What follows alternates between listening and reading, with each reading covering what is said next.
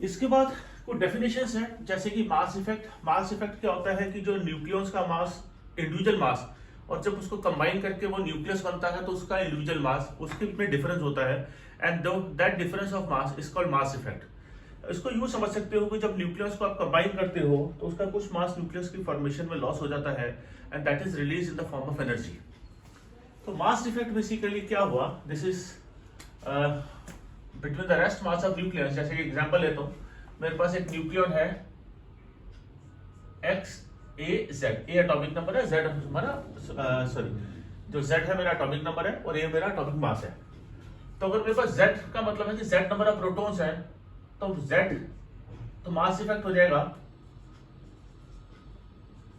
Number of protons into mass of one protons, number of neutrons into mass of one neutron,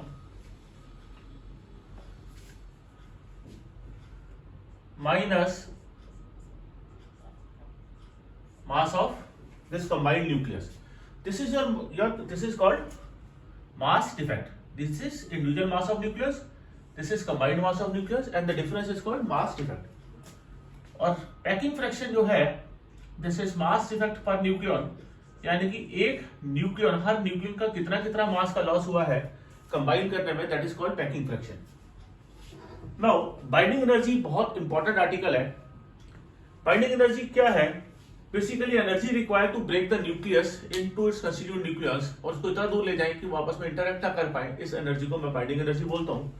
तो होगा तो basically mass की वजह से।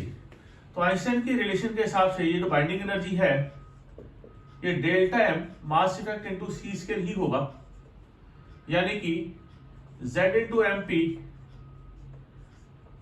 ए minus Z into mass of one neutron minus mass of nucleus into c square. This is called binding energy. इसको note करो freeze करके। फिर इसके बेसिस पे हम एक न्यूमेरिकल देखते हैं, जो कि बाइंडिंग एनर्जी के बेसिस पे न्यूमेरिकल कैसे आपको करना है उसको हम देखते हैं।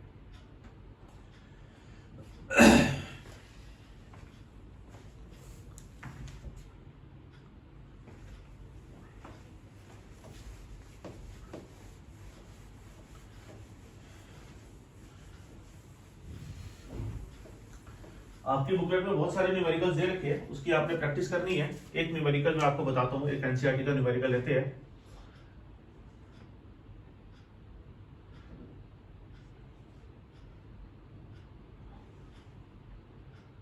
आपको यू हैव टू कैलकुलेट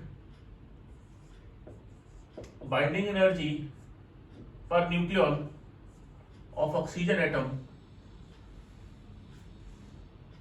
आपको इसमें गिवन है mass of proton, mass of neutron और mass of oxygen nucleus.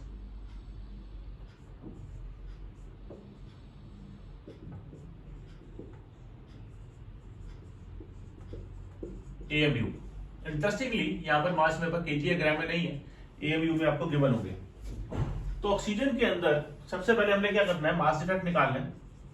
Oxygen के अंदर कितने प्रोटॉन्स हैं? 8 प्रोटॉन है। तो 8 into mass of one proton 1.00727।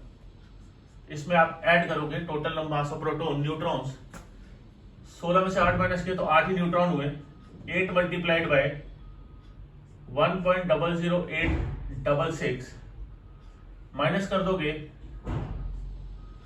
Oxygen का मास 15.99053। साथ में एक चीज मैं जरूर बोलूंगा कि आपने इसको राउंड ऑफ नहीं करना, कहीं इसको 0.07 पे छोड़ दो कैलकुलेशन आसान करने के लिए, बाद में एक बड़ा एरर आ जाएगा, इसलिए वो चीज नहीं करना। इसको सॉल्व करोगे you will get the value of mass effect. इसको सॉल्व करके मैं देख कर लिख देता हूं 0.13691 AMU, ये मास इफेक्ट आ गया। अब मुझे अगर बाइंडिंग एनर्जी निकालना है तो ध्यान देना, हमने निकाला था कि एक AMU जो है 931.5 mega electron volt of energy release करता है। तो मास इफेक्ट आ जाएगा 0.13691 इंटू 931.5, जो कि 127 मेगा इलेक्ट्रॉन के आसपास आ जाएगा। लेकिन अगर मुझे बाइंडिंग एनर्जी पर न्यूक्लियन निकालना है तो वो टोटल बाइंडिंग एनर्जी से 16 से डिवाइड कर दोगे तो ये मेरे पास binding energy per nucleon mega electron volt में आ जाएगा। टोटल एनर्जी रिलीज अगर 127 है और 16 न्यूक्लियस है तो एक न्यूक्लियन के हिस्से कितनी एनर्जी आएगी तो वो रिलीज करेगा, that is 127/16। This is called binding energy per nucleon. बड़ा इंपॉर्टेंट न्यूमेरिकल है, फ्रीक्वेंटली पूछे जाते हैं आपके एग्जाम्स में।